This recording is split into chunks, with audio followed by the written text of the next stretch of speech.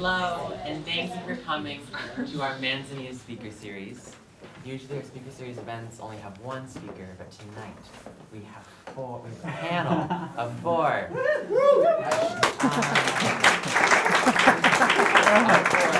Gender diverse individuals to be in conversation with us about gender identity. I'm so excited. And I am so honored and excited to welcome Zackary Drucker.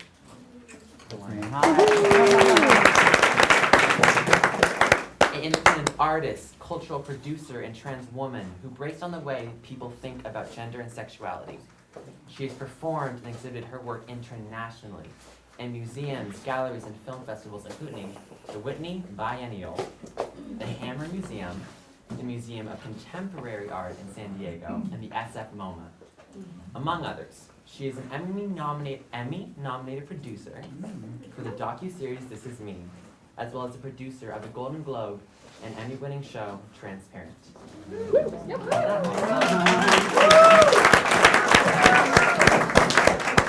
We are also joined by MJ Brown. Hi. Who most people know by their stage name, Miss Barbecue. They have done film, television, and stage work, and have been involved with various organizations over the years, such as Unique Women Coalition, the California LGBT Arts Alliance, the Los Angeles Centers for Alcohol and Drug Abuse, and Flux, an affinity group for the AIDS Healthcare Foundation, as well as Jason Thomas Hill.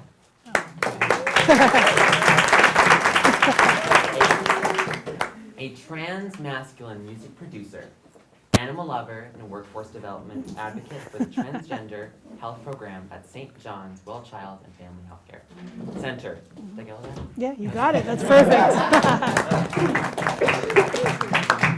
And at last, we have Amos Mack, a Los Angeles-based writer, artist, and producer who has been honored on the Out 100 and the Trans 100, and named a 2018 Lambda Literary Writers Retreat Fellow for Young Adult Fiction.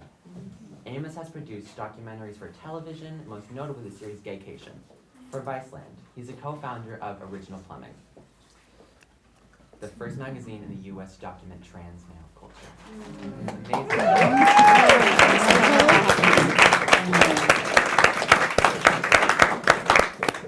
And my name is Noah Carey.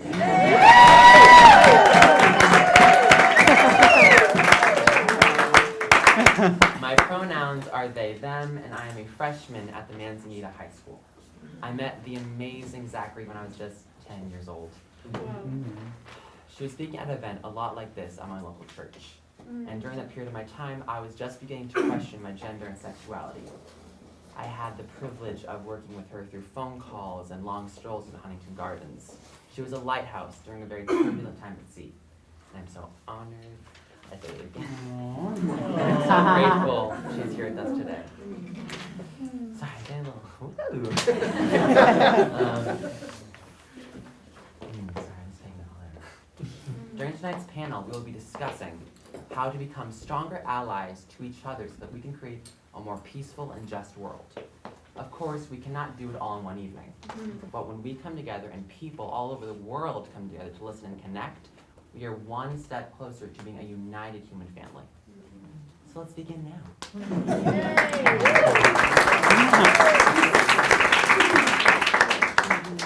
All right, so first of all, I just want to start out with, how do you identify? So your pronouns, maybe just a refresher on your names, and just how we can be respectful of just who you are and how you stand in this world with your power. So if you can start with Zackary. Yeah, when people ask me how I identify, I always say that I'm a human. Because maybe not everybody is, who knows?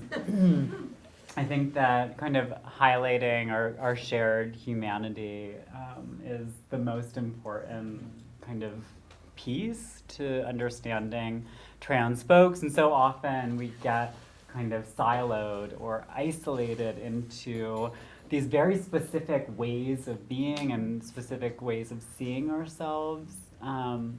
And I have always felt like stripping all of those things away, nuances of language. Language evolves so quickly. I transitioned in my early 20s, and everything has changed. I mean, over 12 years, it's like immeasurable, almost, the kind of leap that we've made culturally. A lot of the words that we use today, the they, them pronoun, for example, was not being used, beyond like 3 or 4 years ago. It's a totally, so, in my kind of adolescence and earlier development, I was very androgynous and like would today have identified, had I been that age today, I would have identified as non-binary and they, them. But it's so interesting. I was in the Out 100 in 2006, the first time, and I was looking at it, and it was like, I had this like crazy blonde platinum. Oh yeah, you recently posted a photo. Yes, On Instagram. yeah. And it said like he, him, and I was like, that's so surreal that there was no other option. I had makeup on, earrings, long hair, but I hadn't, started a medical transition, so I was still, it's just like very clear cut back then. So I do identify as trans, I identify as Jewish, I identify as a daughter, a sister, an aunt,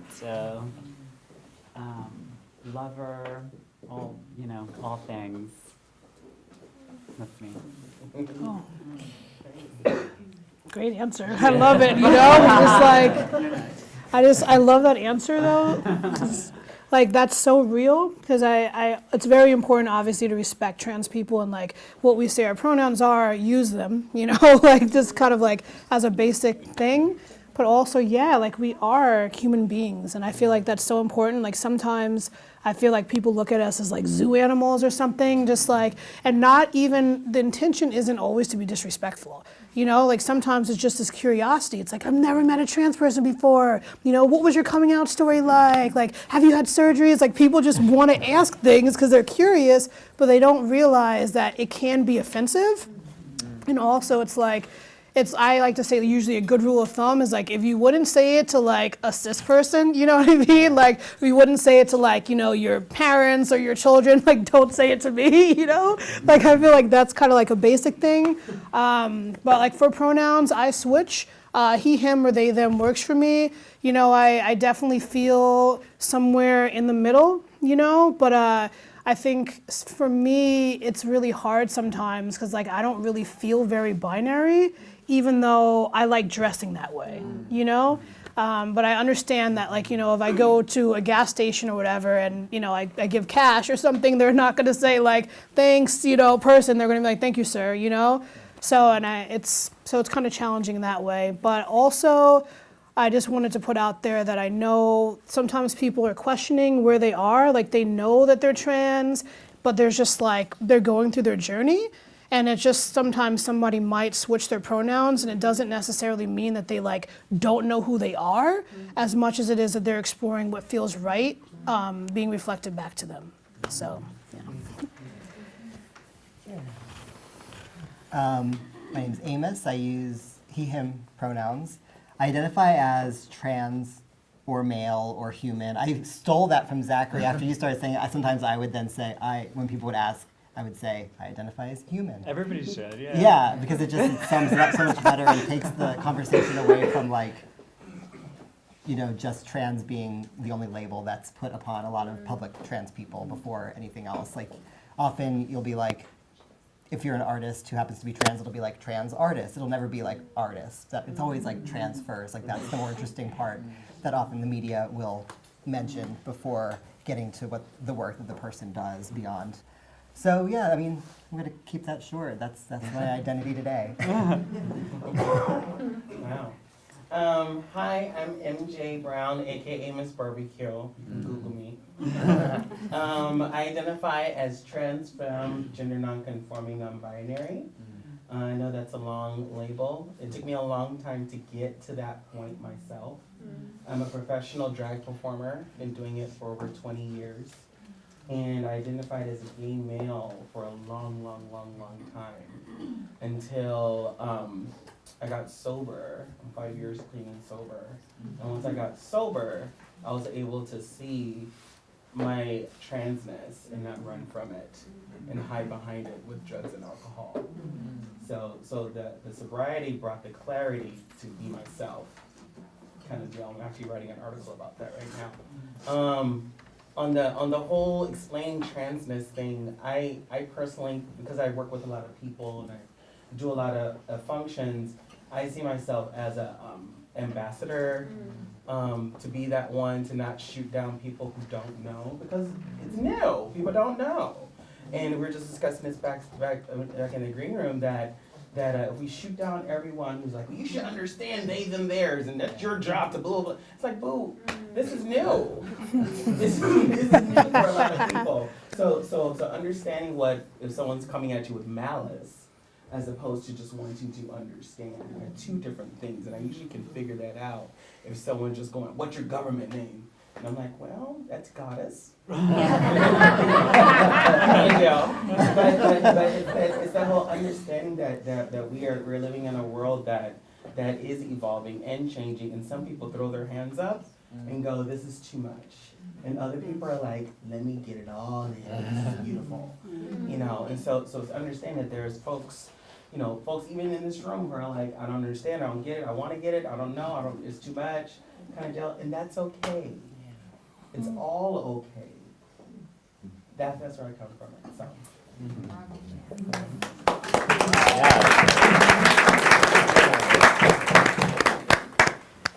Okay. Well, I don't know. I'm using they, them, and he, him pronouns at the moment, but there's not really much for me to say about that. It's been a long journey for me. Identified as transgender for about 5 years, and I actually changed my name to Glinda. And so it's been this process in my life. I was ultra feminine. I was like this big, sparkly, like explosion of just feminine and girlishness, and just like look at me. And I thought that's what it meant to be a girl, meant it to be a woman, and that's how I felt like I had to identify. And then I kind of grew past that and became just like elevating in my consciousness, like who am I really? Am I Glinda, or am I Noah, or am I just in between all of it? And I found that I am in between all of it. And my gender identity is just non-binary at the moment. And it might be like dinosaur the next day. Like, I don't know. It's always this evolving complex of just who we decide to choose and how we decide to represent ourselves to the world. Oh, I forgot. Yeah. They, them, theirs exclusively. If it's okay, I'm just going to add on to that. No, I think the one thing that we neglect to recognize sometimes is the other dimension of gender, which is time, right? When you are, how old are you? I'm 10, turning 11 on Friday. Whoa! Yeah, okay. Happy birthday, Pisces friend. You know, like at 11, your gender is very different than it's going to be at 18. And then again, it's going to be really different when you're 28. And then it's going to be super different when you're 45, and when you're 60, and when you're 80. Your gender is changing all the time on everybody. The story is always changing, right? Our subject position is always moving forward through time. Nothing is static. Change is the only guarantee. So why would your gender be like totally, one thing forever? Because we've been conditioned. We've been conditioned that that's how it is and that's how it always should be.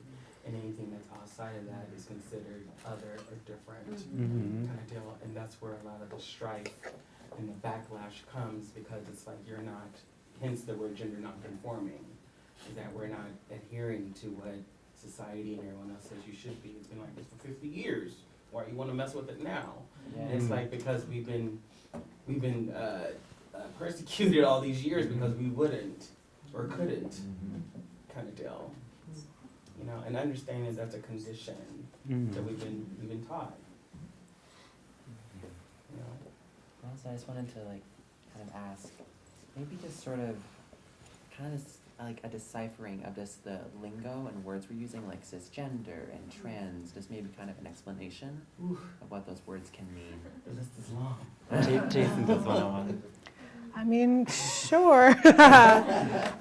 So yeah, I guess for which words in particular? Or, Cisgender, okay. maybe just transgender and non-binary. Okay, awesome. Okay, so cisgender is a word that typically means the same as. So like if you were born, your sex assigned at birth was male, and that's how you identify, you would be considered cisgender. And then trans is like on the other side of. So if you're born, like me, sex assigned at birth was female. I do not identify as female, so therefore I would be transgender. And then both, so the male gender, or identifying as male or identifying as female, usually is considered binary. And if you're somewhere in between, maybe a combination of both, third gender, that would be more non-binary. So that's like the quickest one. I want to check in, does that make sense to folks? I was just wondering, so non-conforming is the same as trans? It can be, but it also can not be at the same time. So you can be somebody who's like a cis woman who may be gender non-conforming because you're not super feminine or into lipstick or whatever, Or you could be identify as a cis guy who's not the typical oh, I'm a bro, whatever, and be considered gender non-conforming. Metrosexual came around. Right. Yeah. Oh my gosh, thank you for that. And then I also wanted to ask, how important is it to ask people for their preferred pronouns, and how important is for people just to respect that identity and not cross that boundary of just being what is your government name? What is your gender? Just okay, how can I speak with you? My job that I work at with LA CADA, Los Angeles Center for Alcohol and Drug Abuse, I'm the third trans person to work at this corporation. It's a major corporation, and I've been talking to my boss about putting our pronouns in our email signature at work. And that it's not a whole educational thing, it's a whole easing that into the lexicon, especially in the workplace, of going MJ Brown, the pronouns they, them, theirs. And then I have a link that says, what is this? And then it takes people over to this other side that goes, this is what they, them mean, and Z, and him, hers, and all this kind of, it tells people all that stuff. And I noticed our data analyst started putting he, him, his, and his. And then the receptionist downstairs put she, her, hers, and hers. We just did our business cards, and we put all our pronouns in those kind of things. So little by little, it's been this whole easing into having that as a new, hi, I'm MJ, my pronouns are they, them, theirs. Hi, I'm MJ, my pronouns are they, them, theirs, kind of deal. It's this whole learning to introduce yourself and having that part of the norm going, I understand that you have a pronoun, I understand that you do too. And if you tell me yours, awesome, kind of deal. I think that's been the best way to ease that in, instead of going, it's they, them, theirs, and you need to learn it. Yeah. Kind of deal. I think that's where our ears get closed, and it's I'm going to call you whatever I want to then. Kind of deal. Hence the strife. And that is really entering, I think, professional Oh yeah, practice. I see it all the time. Oh yeah. now. Yeah. In bigger companies as well. And the thing about, it's interesting because I have a lot of conversations with trans elders who really don't take language as seriously as younger generations do, which is interesting because they encountered such immense obstacles to their health and well-being, and having barriers to just living, in the world, being a part of everyday life. I think today, to ask somebody if you're unsure of what their pronoun is, you can usually kind of, I think asking shows that you are an ally and that you are thinking about these things. If you know somebody's pronoun and you get it wrong, that's called misgendering. I think best thing to do is to recognize it instead of acting like you didn't do it, because it's you don't, it's hard not to notice.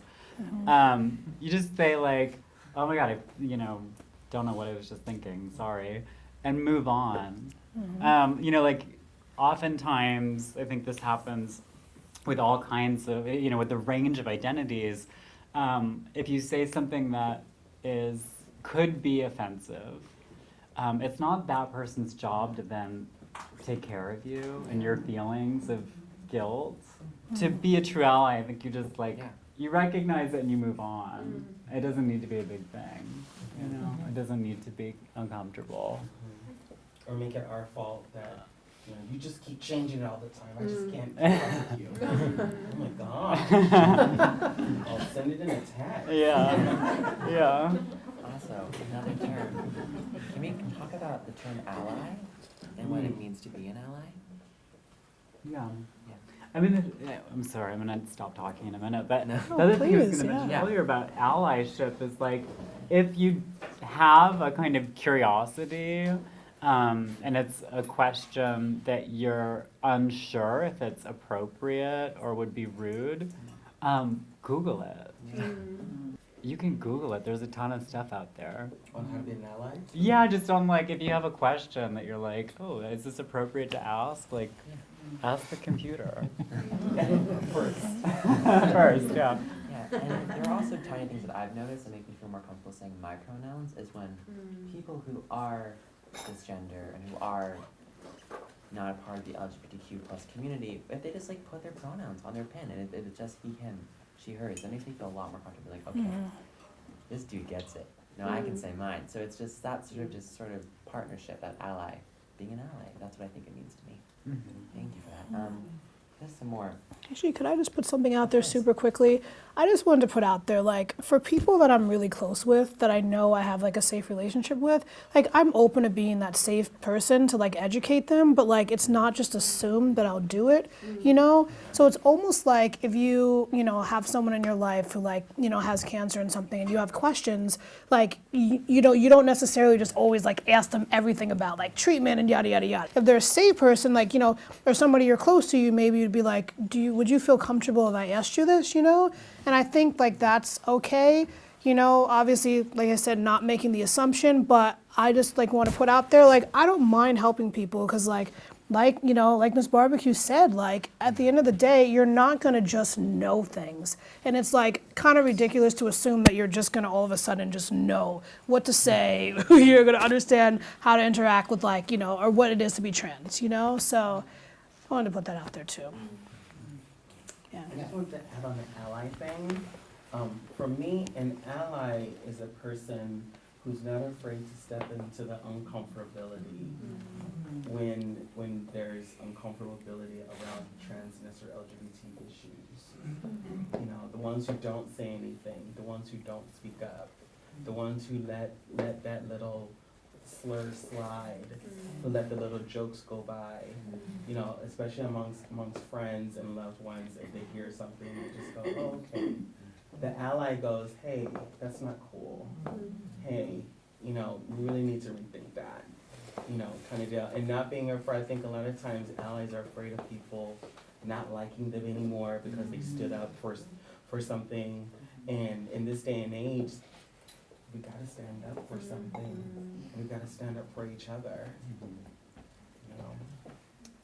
Thank you. And also, you can do your research. Like, as Zackary said, ask the computer. Like, it'll give you the answers that you may need just to, like, kind of figure out, like, where can I get my pronoun badges? Or where can I go to this? How can I make my child, like, how can I make their hair just goof up? I don't know, stuff like that. I've noticed But that. don't YouTube everything. Yeah. Wrong stuff. The questioning kids usually they dyed their hair or something. I don't know why I brought that one up, but it is important just to do your research.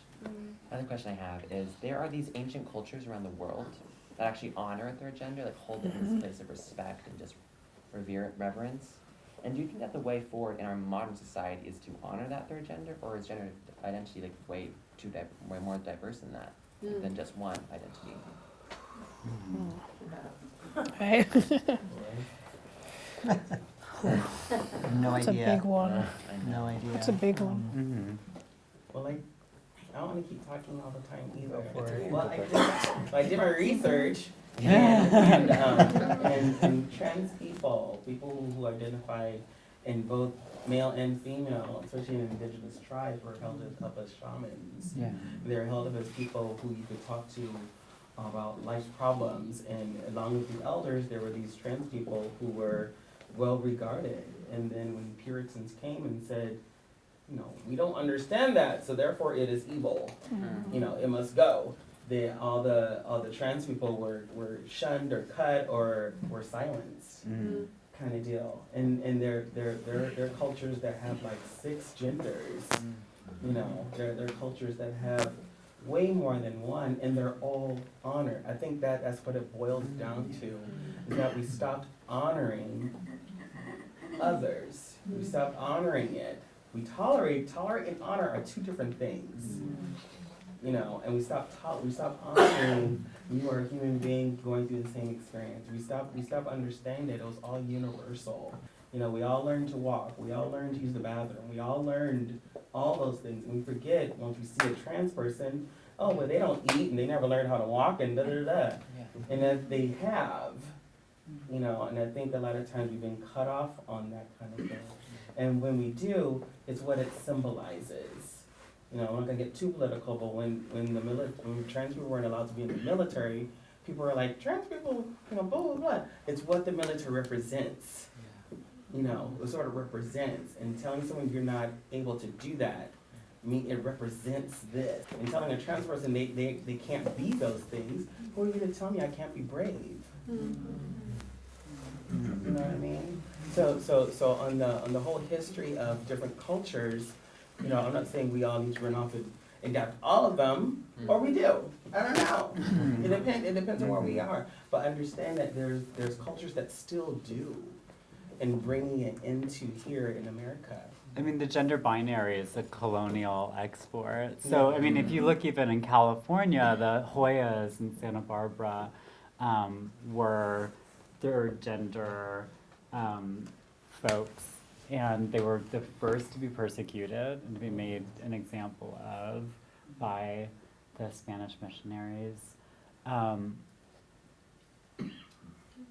Victorian mores, like in the 19th century, and were the beginning of gendered bathrooms. Gendered bathrooms are not even that old. It's all a construct. It's even if most people, I think the younger generation is going to be leading the way, because even for young people who skew towards masculine or feminine, they're not identifying as straight. I mean, the word straight is like now being phased out. Like kids are, I think, more flexible and have a more kind of fluid understanding of their own genders and the people around them. I really like that. When I was coming out and I started identifying as gender non-binary, I was the one that made it into a big deal, because my family, my mom, my grandparents have always been super just accepting of it. And however I chose to identify, they'd just be like, okay, this is new, let's do it. So it'd just be this sort of, I overthought it in a lot of ways, and I was like, this is this huge deal. I don't know what's happening, I don't know how to come out, I don't know how I'm gonna talk about this. And then I told my mom, she's like, okay, cool. And it just goes this not like that, but it was just very, I understand you, I understand what this is. And so that just kind of having not this huge, and I don't want to say celebration, but it was a quiet celebration. It wasn't a big rainbow cake with sprinkles, like, oh my God, you're gay. It was just like this resonance that I know who you are. And so I think not making it to this huge ordeal, because I feel like a step that we need to take is sort of making someone being like, I'm gender non-binary, I'm transgender, to be like, make it just as easy as straight, just like that. Like, someone says I'm straight, someone says I'm gay. Just it can be this easy, just like, okay, this is happening, this is cool. So if we kind of get to that spot, we're going places. That's what I want. How amazing would it be one day we don't even have to come out? Exactly. We just are, and it's not even a conversation that has to be had. I know. It's just like a casual mention of, pronouns or who you're in love with, Yeah, I was talking to a GSA, Gay Straight Alliance, bunch of 4th graders over in Silver Lake, and I went full on drag and stuff, and they were just like, oh my God, and I said in the 4th grade, I was in the 4th grade in 1983, in the 4th grade, and they're like 1983, and I was like, yeah, I know, right? They're like, that was a long time ago. And I said, and I told them, now that you know who you are, you've got that all figured out now. You can fly. You can cure cancer, and you can invent new things because you don't have that turmoil of figuring out who you are, and am I gay, am I straight, am I trans, blah, blah, blah. You got all that done, and now you have a clean slate to like just go create and be, and it's beautiful. I was like, I wish I had that, but I want to tell my younger self, you know, you can do whatever you want to, honey.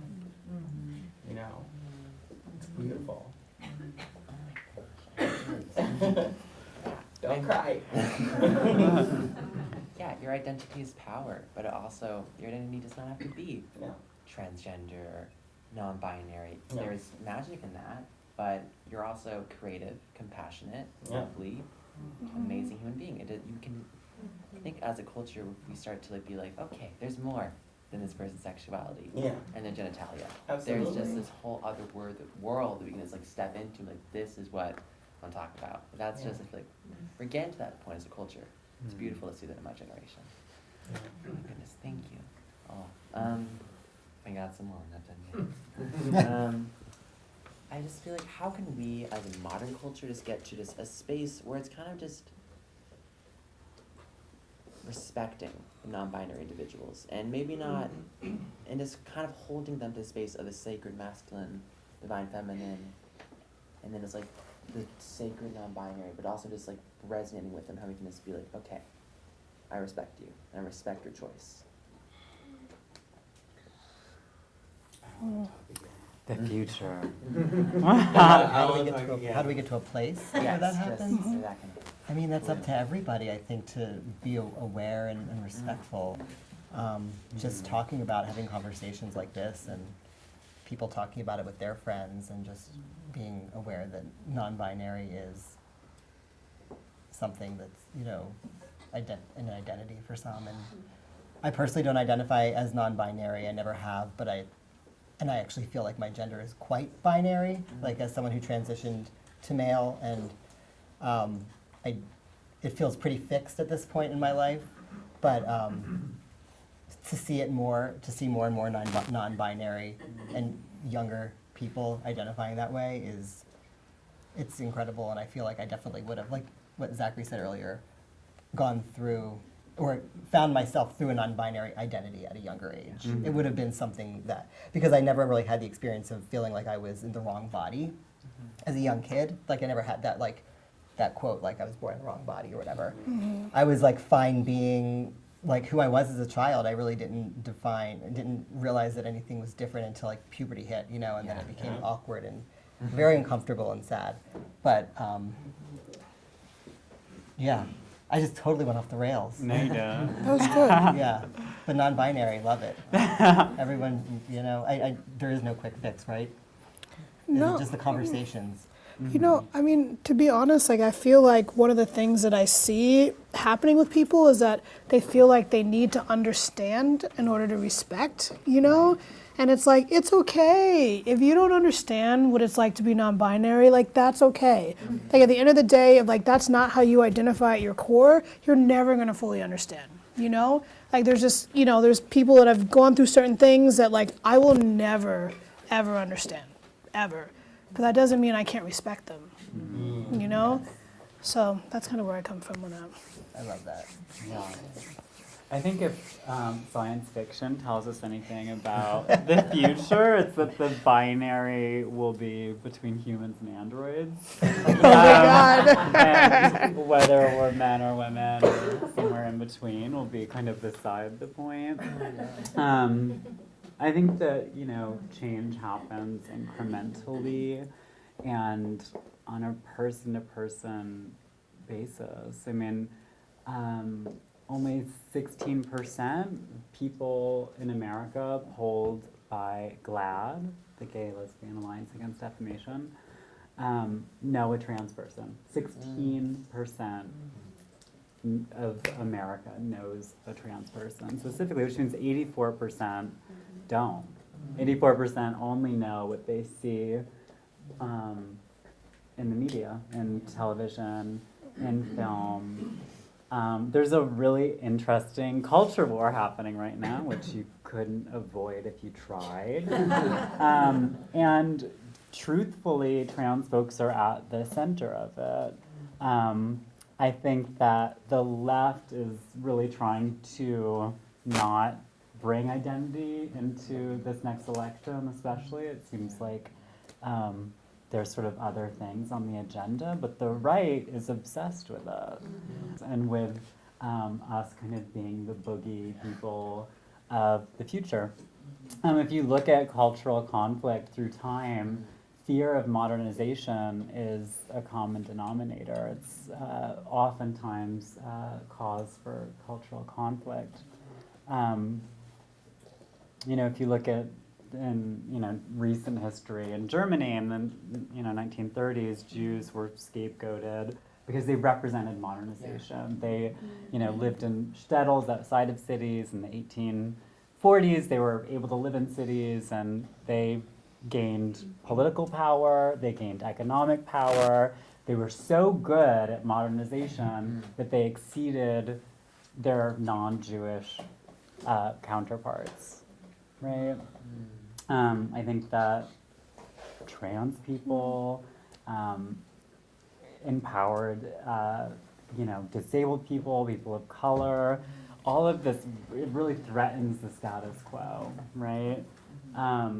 And some people are going to flow with it, and some people are going to be indignant and not want to change. But things change no matter what. You can't stop progress. You can't stop human evolution. I think if we're being totally realistic about the future, things will probably splinter more and more. Just you know what I mean? Like, we're not a monolith. Humans are not a monolith. Like, we're extremely diverse. Yes. And this room is, probably we're all pretty in sync in this moment. But any other, there's, I mean, it's rare, right? I think that it's absolutely necessary for us right now to really reach across the aisle to have difficult conversations. I think what's happening politically is that the left is like, oh, we don't want to have that difficult conversation because it's going to alienate too many people in the middle. Yeah. And it's like, no, the difficult conversation is happening, whether you like it or not, Right. and everybody is going to be in a tough spot if it doesn't happen, if you just avoid it. But, being conflict avoidant is also a part of the digital era. I just wanted to add something. I'm looking around the room and I'm looking at people's faces and reactions, and I'm a realist. I'm a very much a realist. The world is not as nice as we are right now, or continue to be. It's not as nice as we like to think it is. And I find a lot of times resistance comes when those who've been in power don't feel like they're being listened to anymore. And everyone's kind of going, well, we're gonna go this way because you're being a little extra. That's where I find a lot of times in the struggle with understanding transness or LGBT people or anything like that, is that the other people are like, well, we're different than you, therefore blah, blah, blah, blah. You think I'm better, you think I'm this, you think I'm that. Whereas I notice a lot of the times I'll reach across the aisle, I like to reach across the aisle to talk to someone who's resistant and go, what is it? No, tell me. Like, I want to know. I want to know what's going on. And I think a lot of times people just want to be listened to. Everyone wants to be listened to. And once someone feels like they're being silenced or ignored or left behind, or left behind, or whatever it is, that's where I've seen it with my uncle, I've seen it with my auntie, I've seen it with other people where they're just like, kind of deal. And I just go, hey, what is it? You know, where's that fear coming from? Where's that in defiance coming from? And a lot of times it has nothing to do with you.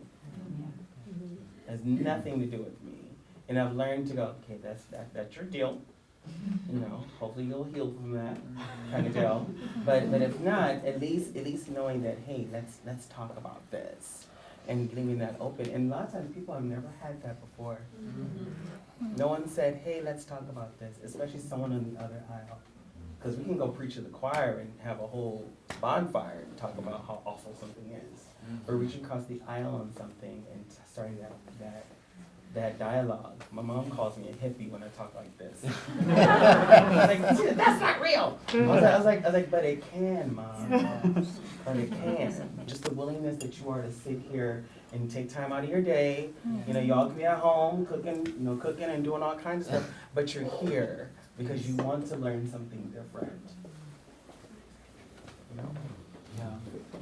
I just think it's important to point out that it's good to not villainize left, right, Yeah. non-binary, Absolutely. gender, because that's just, I mean, I see myself doing that a lot.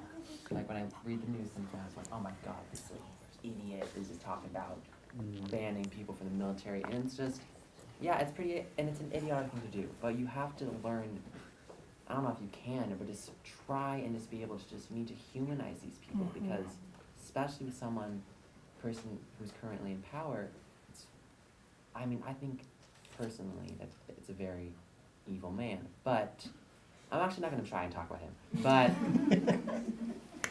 it's just important to not immediately go to that place of just hate, and because then you're feeding into that, and it's so hard to, but it's just important to stand your ground and be like, I am not going to let this bonfire engulf me and burn me up, because I think it's important that I stand rooted to my own beliefs and not kind of fall into that booby trap of just, It's easy. yeah, it's so easy. I mean, I did it today. Of dehumanizing the other.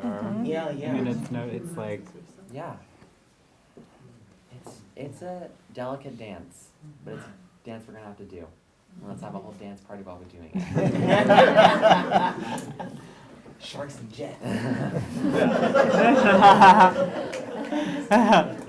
then, yeah, in that anger and villainization, it is really important to find the people kind of around you and just be like, okay, I see what you're doing here. Let's try and stop that. Because it's hard when you do it yourself, because you can't just check in on yourself all the time. Having people there with you, they're like, you're doing it again. Like, it's just good to have those like little remind. It's like a little like thing in your phone, like remind you to drink water. Have a reminder not to hate people. Like, it's just like stuff like that. It is. Yeah. You can walk around like this all the time. I used to. Yeah. So I was either too fat, too film, too black, too whatever, and I was gonna make sure that you knew these were up before any of you approached me. Because I was told that life is hard and life is a struggle, and therefore you are the reason for my struggle. Yeah. You know what I mean? And then I had to go, okay, I am the reason for my struggle, because of what I do is I manifest it myself. So I will look for the struggle and be proven correctly. You know, kind of deal. And it doesn't have to be that way. It doesn't have to. It doesn't mean it's easy, but it doesn't have to. Talking about this, it's part of the daily language, but it's just we're not like noticing that it's hurtful to people. I think it's the being dismissive. Being dismissive of someone's gender identity, being dismissive of someone's color. You know, when someone goes, I'm colorblind.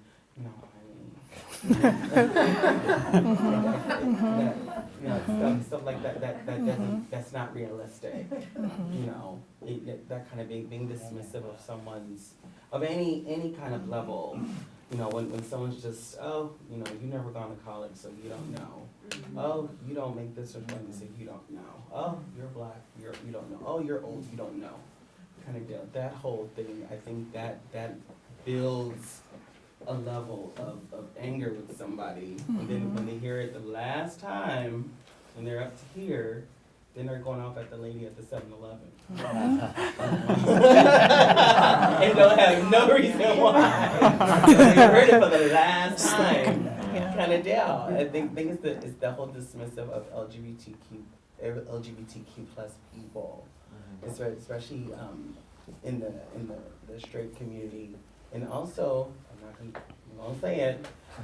There are gays and lesbians who don't understand the trans and gender-conforming people as well, and have dismissed it. I know I'm not supposed to say that, but there are, and we're working really, really hard in our own community to educate gay men, educate lesbians, educate, because not all of them are our allies either. A lot of them think we should choose a side and stick with it, and be done with it. And that's coming from our own kind of deal. So there's a lot of healing that needs to happen. What came to me, like, as you were saying that, like, just the silencing of people and being dismissive. It's like, if we're going to be really real, like, the four of us, in terms of, like, trans people, we're, like, all really privileged. Yeah. Like, we have great jobs, Now. Now, right. Now it's harder. But you know what I mean? Like, we actually have, like, biographies that, like, you want to come and find out about us. But, like, most trans people don't have that. Like, what about the trans people without the biographies? That, like, you don't want to come and, like, spend your night and, like, listen to them talk, And it's like, realistically, I think one of the best ways, when somebody said this to me, like, it blew my mind. And she was like, okay, when you go for the holidays, Christmas shopping, Hanukkah shopping, Kwanzaa shopping, whatever, how many trans people do you see bringing up your gifts? Like, and at the end of the day, like, holiday job is one of the easiest jobs you can get, like a seasonal job. And, like, if you don't even see trans people in those jobs, that shows you how much in general as a community, like, we're struggling. And, like, in general, just how much people just don't see us. So silencing us is just normal, I think our unemployment rate is 37% more than the average of unemployment. Say that statistic again? I think it's trans people have 37% more employment rate than the average American person. The statistics are staggering when it comes to the ways in which trans people are oppressed, and especially, intersections of class, race, gender, can create, It took me a long time to get my job. Like, I typed 75 words a minute. I've worked in offices for years. And I'll look great on a resume. Then I'll show up to the interview and they'll go, oh, you're MJ. Okay. And for an instant, I know I did not get that job. I know it. I'll walk in and just go, okay, I'll just go through the motions of the interview, but I know I didn't get that job. And I know I'm qualified for that job. And I didn't get it just because of the presentation. And, of course, my cisgender friends are like, well, just put on a tie and pull your hair back and, walk more manly. And I'm like, are you asking me to conform to get a job that I probably won't enjoy anyway because I had to conform to get it? And they're like, oh. Oh, okay. be somebody else. Be somebody else. No, I love my job now. Okay, we're gonna take one more question from me, and then we're gonna. Yeah, I want to hear from everyone. Yes, one more. I just have a question. Do you have any advice for parents of LGBTQ youth? And just, maybe this is not even, people are just questioning the gender identity. I think just listen to your kids. Like, your kids will tell you what they need. I think that, all the things when I was growing up in the 80s, I probably told my parents that I was a girl and all of the typical things that trans adolescents say, but at the time, there was nothing they could have done about it. They had no precedent and these are like very accepting, loving, educated parents.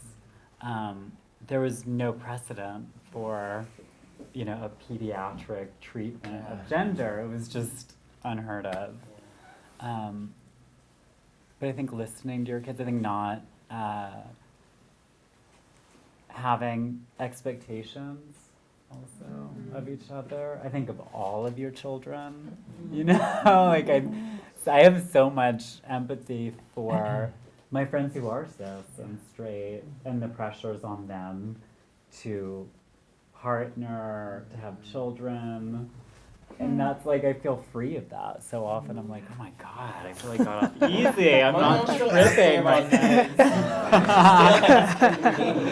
Yeah. Wearing a doctor. I was like, Yeah. There's no pressure. Yeah. Big time. I agree completely with listen, respect the young voices, and if you have questions like researching maybe a support group or there's various So many. trans conferences, things like that. Many have very specific youth programs. LA Children's Hospital here. Okay. Transforming Families is the Yeah. group. Cool. Gender Odyssey. And there's a There's trans so many resources. there's a yeah. Philadelphia wellness thing. I know we're wrong coast, but Yeah. when I was in New York, that was a good one to point people to, the wellness conference that had a huge youth group. And also the expectations, like, I know my parents had expectations on me when they like found out that they were going to have a specific gender, you know, a little girl. They had the entire thing like laid out in their mind, like seeing a wedding, you know, with the dress and like growing up to, I don't really know what other, I'm trying not to even like put those gendered expectations out there, what besides like wearing a wedding dress would be like the main one. But that, I remember my mother telling me that she had to mourn the child she thought she was going to have. And it's really interesting. It just shows like the amount of expectation. And I was never that person, even as a young kid. Like I was always very much the way that I am now, maybe just with longer hair at some points in my life. And it was just interesting to hear that even like as a 20-something-year-old, having me as a 20-something-year-old child, my mother still had these expectations that she had to mourn, like that was like locked in her mind. And it's interesting now to see my friends who are cisgender, having children, and often they will not want to know the gender because they don't want to have that expectation. I think that's really interesting, and I think, and sometimes I wonder if it's because like I've had not conversations about that specifically with them, but just them knowing me and knowing me for many years, they're looking at gender differently, I think. I'd like to think it's all my fault. I You know what I mean? Gender The gender reveal reveal parties parties. are Yes. crazy. That's what I was hate gonna say. those. Tell your friends not to have gender reveal parties. Yeah. Tell them that it's a I know, retrograde because like, what does a gender reveal nostalgia. party mean? You know, it's celebrating who they believe, pink or blue, and who they're going to have. You know, and that's. So what does it mean if the balloon Yeah. explodes into blue? It means, okay, assigned male at birth, but what else does that mean? You know, and that's like what people are bringing There's so into much meaning in that. it. Yeah. Yeah. I won't sit here and go, my family life is peaches and cream. I have 6 brothers and sisters who I haven't spoken to in about 15 years. So that's the reality. Like I came out gay and they were all okay with it. And I said I'm a drag queen now. And they're like, nah. but then I told them about I don't even think that's what my mom. And my mom said don't tell them. And so there's just this animosity within my brothers and sisters. And I'm the oldest, you know, and I haven't spoken to some of them. And there's this. I have a chosen family. Like I have Zackary's my sister, and I have people who have come in. Universe. It's interesting when you think you've lost something. The universe brings in family to you. You know, you have that woman who's like a mother to you all the time, and a brother, a guy that shows up and who's just that bro for you. And I've had that, and I'm so grateful for that. But I'm seeing a therapist about this now. I recommend therapy.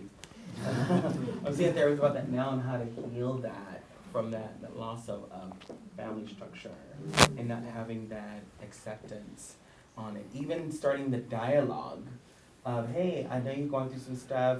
Let's talk about this. I'm leaving the door open to talk to them, but as I'm getting older, I know they're in their 30s and 40s too. It's a two-way street. You know, I shouldn't always have to sit them down and have coffee and go, hey, let's talk about my gender identity here. You know, let's talk about this. You know, they're grown people too. And I've gone, you know what? Live life. You go on your way then. and be okay. I'm trying to be okay with. I'm trying really, really hard to be okay with that. You know, so I just want to say the last thing is just, you know, when we're talking about like gender reveal parties and just like all that stuff, like what comes to me is how much pressure is actually on parents, like just to like have like the way my kid turns out is a complete reflection of me, and like I have to do this, and I feel like that's part of what drives almost kind of like this controlling thing. And I feel like it's just like, just know, like at the end of the day, your kid's the expert on their own experience. At the end of the day, like, you know, your trans kid is like, or the LGBTQ kid is like the expert on that, and just like let them have their experience. And it's okay, it's not a reflection on you. You know, when I came out, my mom, like, she was crying all the time. Like, now she's my best friend, you know, like, she's like my ride or die, but she was so upset. It was just like, she thought, she was like, what did I do wrong? Like, what? And it was just like, you didn't do anything wrong. And I saw it. She just like, she was in so much pain, feeling like she did something to make me the way that I was. And she didn't. Like, she didn't, you know? Thank you so much for this beautifully eloquent, it's like poetry. Thank you. We're going to take some questions from the crowd, and just raise your hand and please make sure to speak up. I feel that our only job on this planet and in this lifetime or any lifetime is to be more of who we are. And so thank you for being more of who you are, because if we aren't who we deeply and truly are, then we're doing everyone a disservice. So thank you so much. I'm so grateful for you. So affirming. I know. Yes, and please stand. I'm sorry. Hi, thank you all for being here. So my question is around, you know, recognizing that we have all been shaped in a primarily binary culture. It's kind of a two-part question. What have the consequences of that been, and what are the possibilities that you see in the future as we break open those two boxes?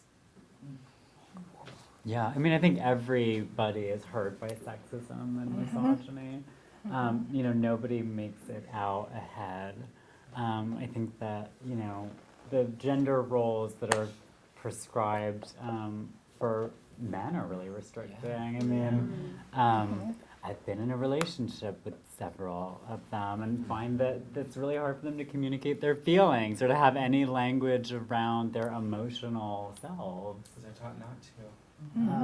Conditioned. Yeah, exactly. You know, I think that the problems that trans folks face are compounded, but they're somewhat, I mean, they're all based in sexism, basically. I mean, so I think that the kind of goals of feminism are the goals of trans liberation as well. And until we have equity for everybody, which means, you know, equal work for equal pay, which means access, which means, you know, everybody being kind of given a fair shake, which is what the American, you know, dream is meant to be. Yeah, I think gender-based oppression is something that everybody has a relationship to. I think trans folks, we have, you know, it's written on our bodies, like our difference. But, you know, like, and trans women, I think, are more often victims of violence, sexual assault, especially trans women of color. And then when you look outside of that, you know, we don't talk about women of color are disproportionately affected by violence and sexual assault. Women are, you know what I mean? It's sort of like the problems that trans women, all connected. So connected. I think the whole selective of, you know, I'll be fair to women and I'll be fair to people of color, but I won't be fair to this person or this person. And that's, again, I won't say there should be no racism, there should be no sexism, there should be no prejudice. everyone has prejudice. Uh-huh.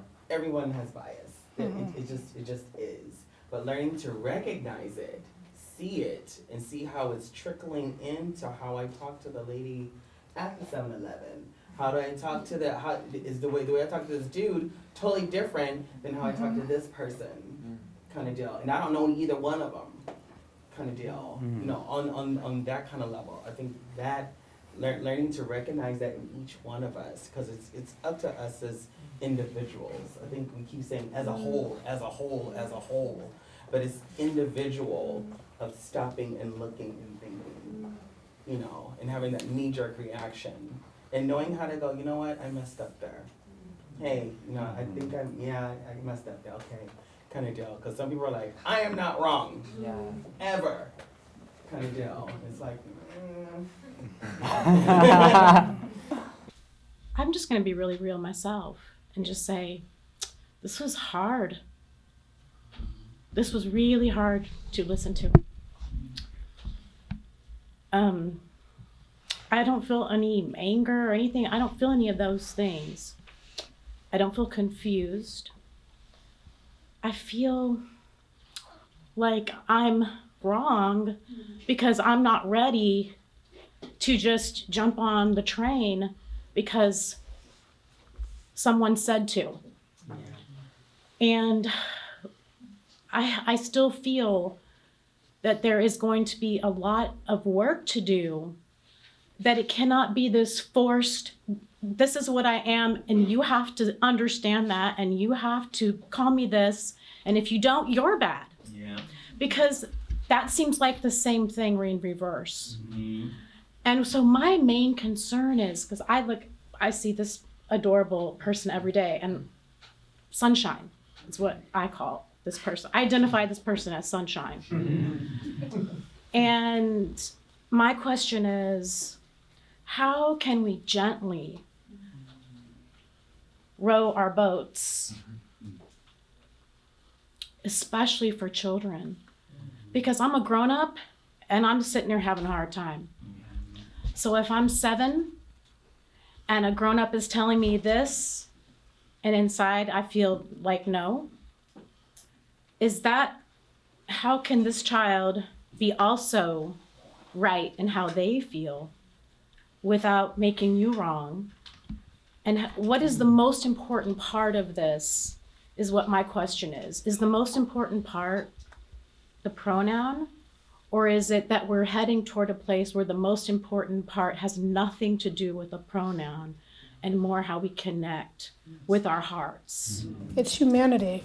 It's really just how you connect in your heart. You know, like what's your name?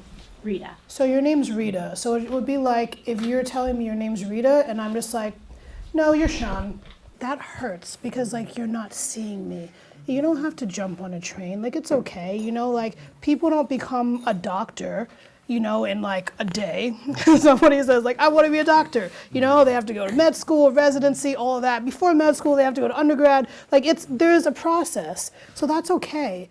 But it's just, if you're leading with your heart and you're just like, I don't want to hurt you, I think you're going to be okay. Yeah. No, I know I'm going to be okay. I just wonder how can we talk to people that might be viewed as the other side of the aisle when it's not really, they're not on the other side. This is just really new, like she said, and it's not the norm. And when I say the norm, I mean statistically, it's not the norm. So when you're dealing with a whole country that's used to what that norm is, without making that wrong and this right, or this wrong and that right, I think that's kind of where I feel like is really the goal, you know, down the road, is to be the one human family to where we all, it doesn't, you know, like you said, where it doesn't matter. It matters because that's your truth. And we love you and respect you, you know? So I don't know, I just kind of like would love to hear something, because I just want to be totally honest, you know? Like, I don't want to just be like, yeah, I just go with everything. We don't live, like, we yeah, live in you a know? real world. I have to just step. It's creating those kind of, stuff like this. Imagine if we had these kind of things every week in different cities. Imagine if we had these kind of discussions online, record, all those kind of things where people can ask questions. Imagine those kind of things of like, we can get these information and have honest, true discussions. No finger wagging, no shaming, none of that stuff. But we can start that conversation and have even more, have even more allies up here too, talking about their experiences with trans people, and have more, all those kinds of things. The more we talk about it, the more we put it on the table, the more we're able to discuss it and go, okay, where is this coming from? Is it coming from fear or is it coming from love? Which one is it coming from? And usually those two things are usually where things are anger, all those compassion are coming from love or anger. And understanding that's the root. For me, that's usually the root of stuff. I've always thought of normal as the setting on a dryer. Or a washing machine. And I think that, deep inside of all of us, we all feel different, right? I mean, I think that very few people feel normal. And I also think that there's way more trans folks out there than any of us know. Yeah. I'm constantly approached when people read me as trans by, a guy with a beard, the traditional portrait of masculinity, and they say I've never told anybody this before, but I feel like a woman. I always have since I was a child. So, we don't actually know who's trans and who's not, because there's so many folks out there who take it to their grave or take it to the very end of their lives. Absolutely. And I think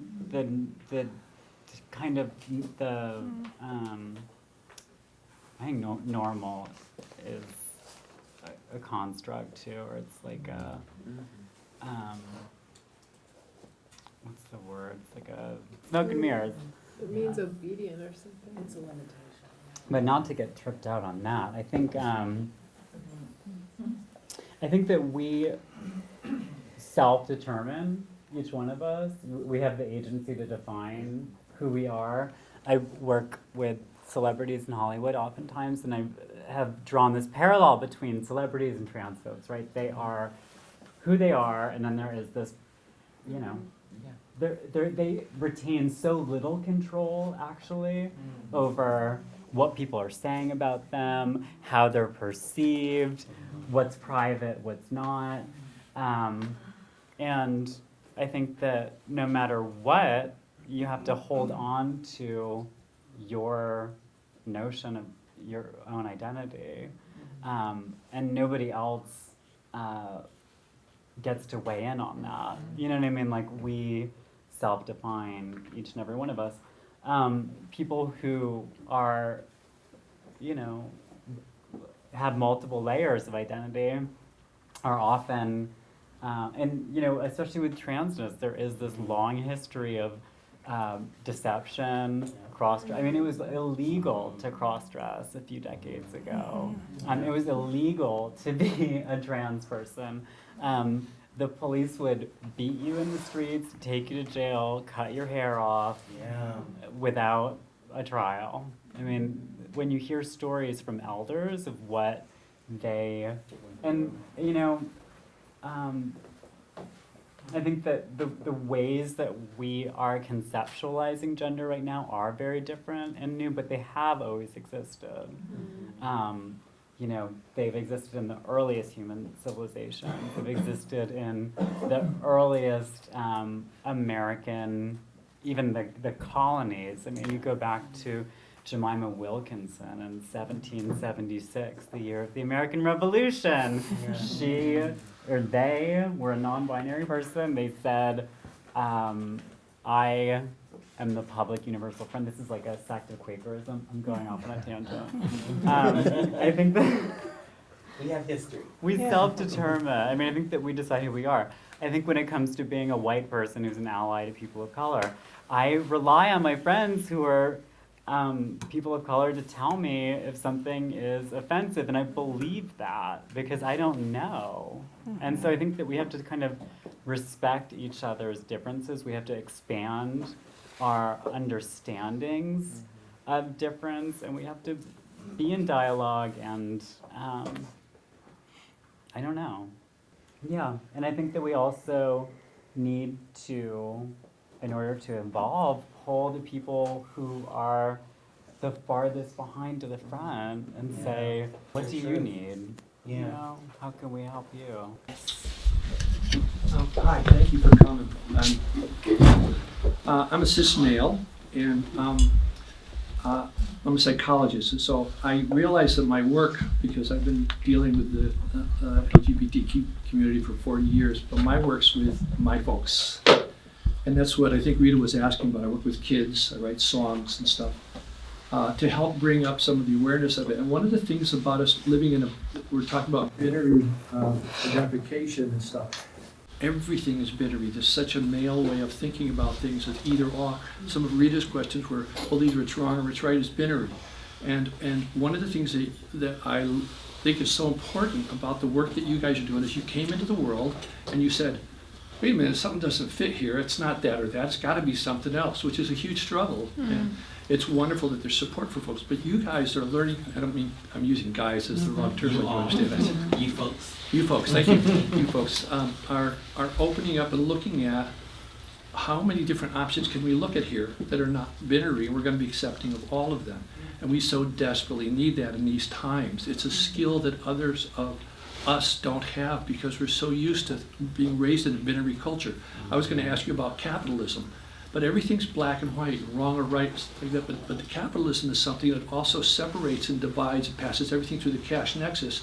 And if you're not going to make as much money, you're not as worth as much as somebody else, which becomes a binary way of thinking of things. We do that to ourselves as well. And same thing with kids. Little 7-year-old girls are going to go, well, is it this or is that? I want to know. And it's not just them doing that. It's because they've lived for 7 years in this binary civilization that we have. And so they're going to feel that. And the best thing we can do is how do we provide them? It's hard for me to provide it if I'm still thinking binarily myself, if there's any such word as that. I need to work, doing the work that you're doing, and you've been up against it, so you have to do it to say, who the hell am I? And what are these people telling me? Whereas the rest of us don't. We just go, yeah, it's wrong or right.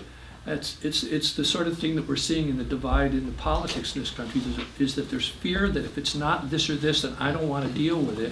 And I have the privilege and entitlement to not have to deal with it because I don't have the same kind of pressure. So the stuff that work you're doing is so important. We need it so desperately.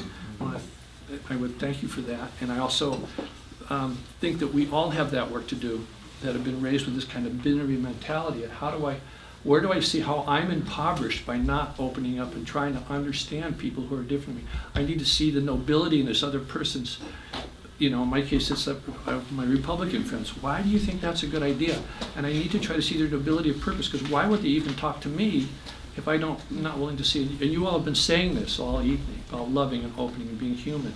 But I think it's that binariness that the rest of us need to make a commitment to ourselves to say, where do I think in binary ways that I can start opening my own brains with everything, my money and the way that I operate with my kids and the things that and where am I uncomfortable and how do I make myself a little more uncomfortable to step into a situation to try to grow so I have some more options. I'll sit down and shut up. But thank you for being Thank you for what you just said. Is that part of where am I uncomfortable and stepping out of it? For some people, that's never. It's terrifying. I'm safe here. I know where things are, and I'm gonna stay here. And I'm gonna stay up in the mountains over here on Big Rock, and I'm never gonna come down. Those LA people are crazy. And becomes this safe place, and because we know it. And once we come across something that we don't know, or think it's something else, that's where the fear comes in a lot of times, and it's like dipping your toe in the pool, to see if it's okay. I'm gonna step in a little bit, and maybe it might be okay. But most people stand back and go, let the rest of them do it. They'll take care of it themselves, and then all of a sudden they'll be the only ones left back. Oh, goodness, so many amazing people, so many amazing questions. Yeah. I have a really short one. Okay, we're just gonna kind of balance it out. Can we get his? Yes, yes, of course. I'm Noah's grandfather, and I want to say how proud I am of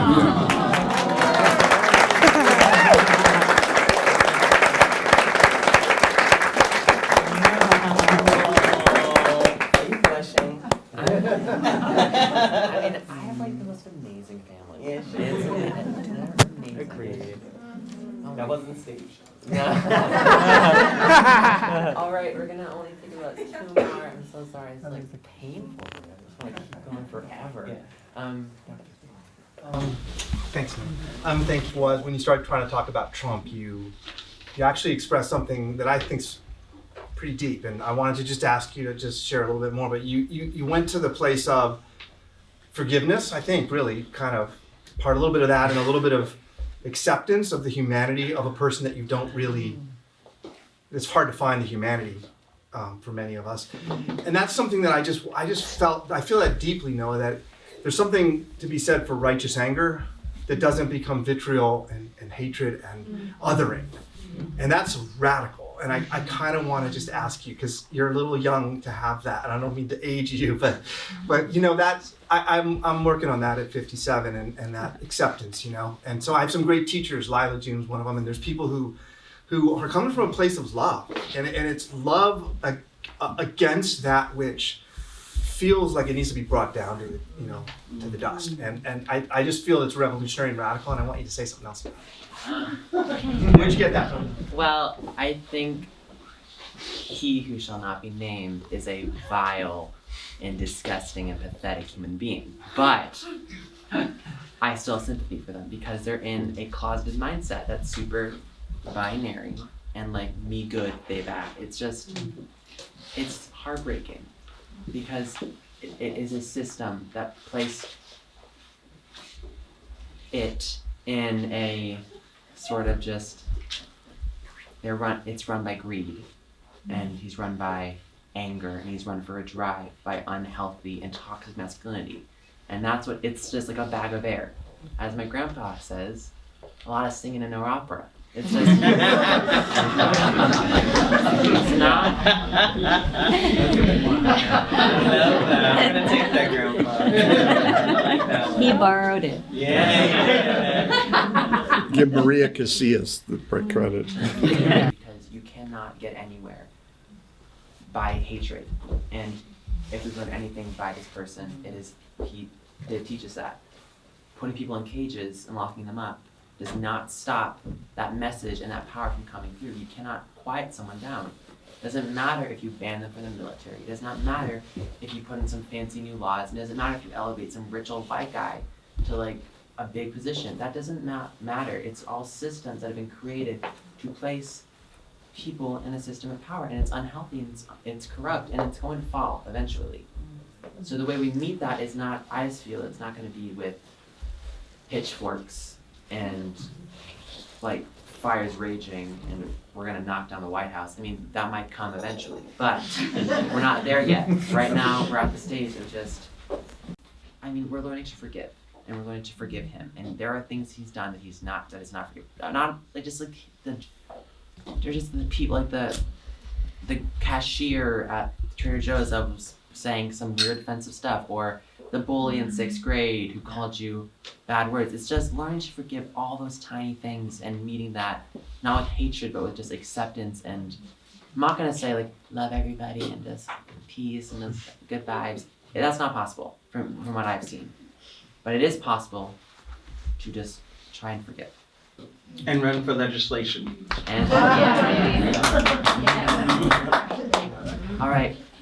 Questions? Do you guys got a guy behind do y'all you. want to choose someone? Okay. Thank you.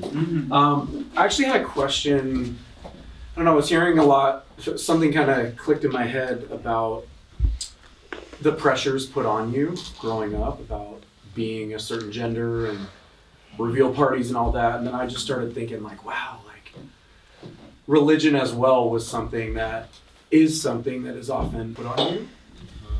Then I started wondering about your process and the community, you know, that you're in, and I just started thinking about religion and how a lot of churches, temples, mosques, etc., are actually opening themselves up a little bit more, and some are not. Some are really digging their foot in the sand and saying, this is tradition, this is the way things are. And I was just curious, really curious about, in the community that you're in or in your experiences, is religion actually playing about the same role as the rest of society, where some take it, some don't? Or is religion something that has been really fortifying, like, oh yeah, my belief in God or my belief in my religion is helping me through the challenges in my life? Or is it something that you've actually felt pushed away from in your experiences? Just curious, about that as an overall, and certainly any personal anecdotes you might want to add for yourself. I'm actually studying to be a spiritual practitioner.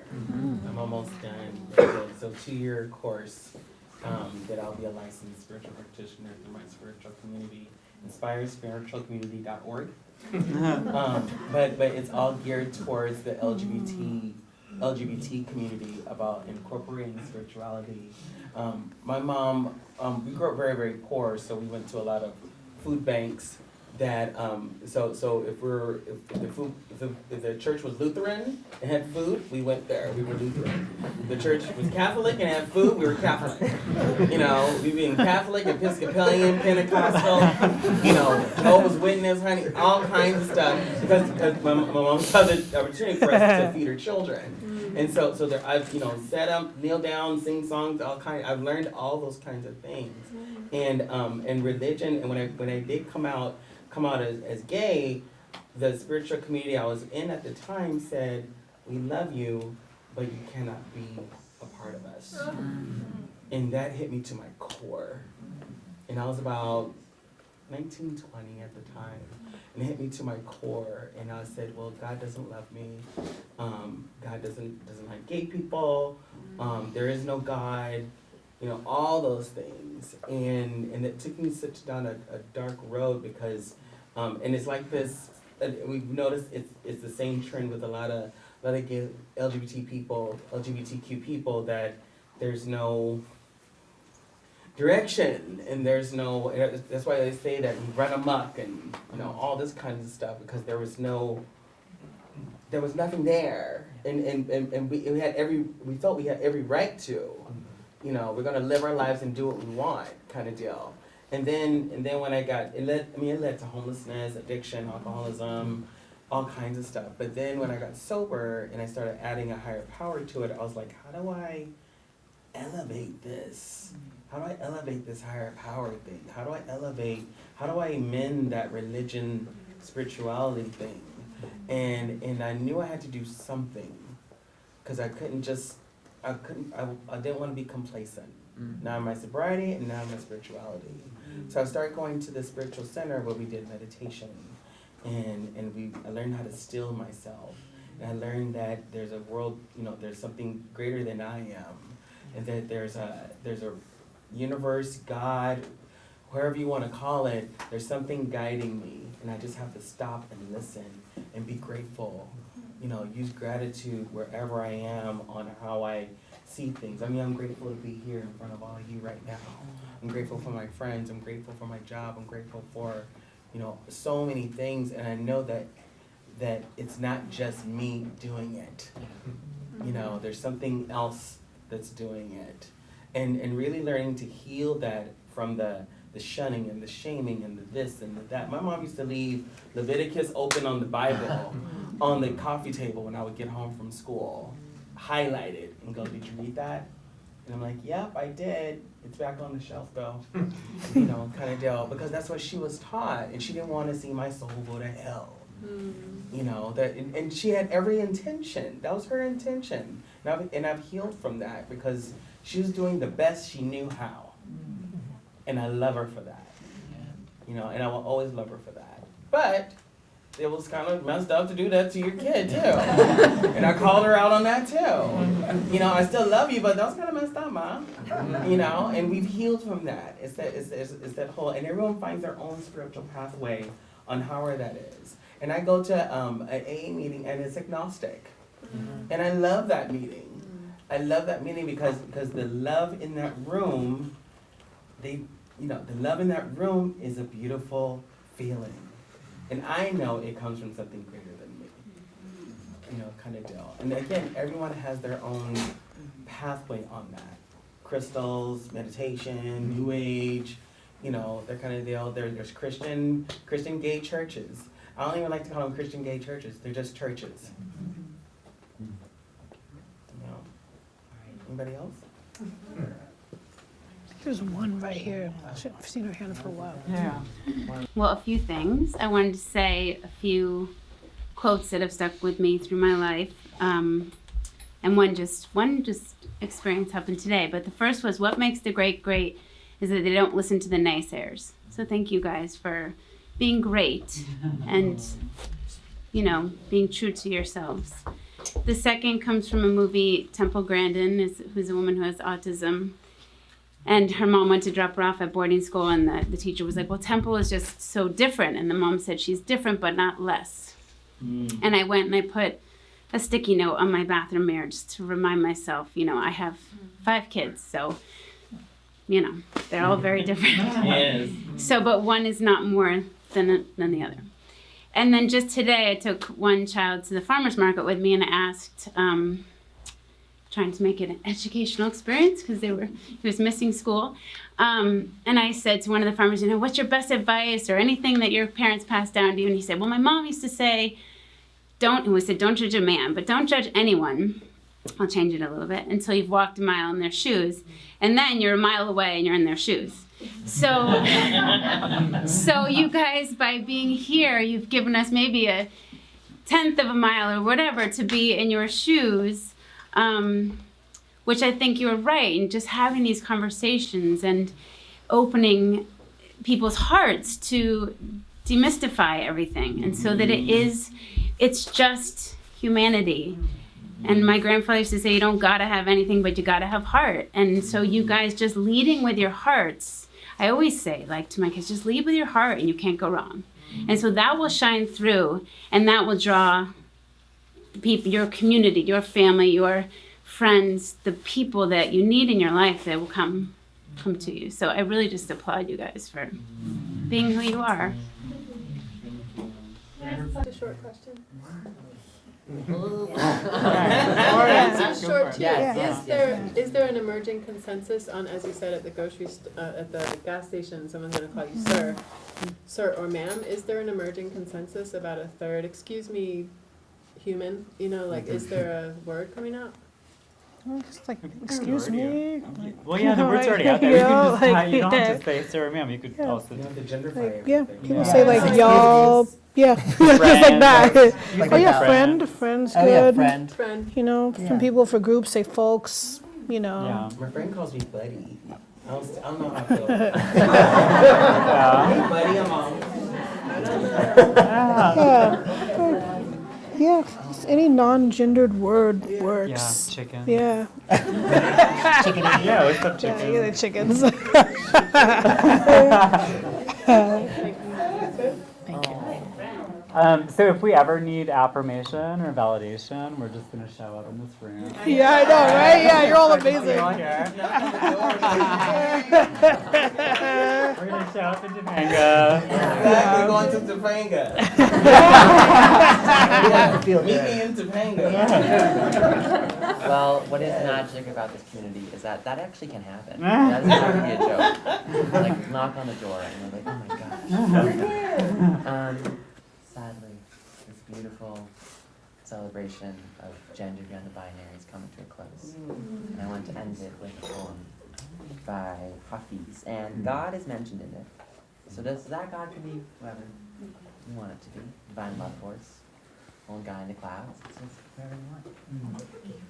And it's called The Sun in Drag. It's very fitting for this moment.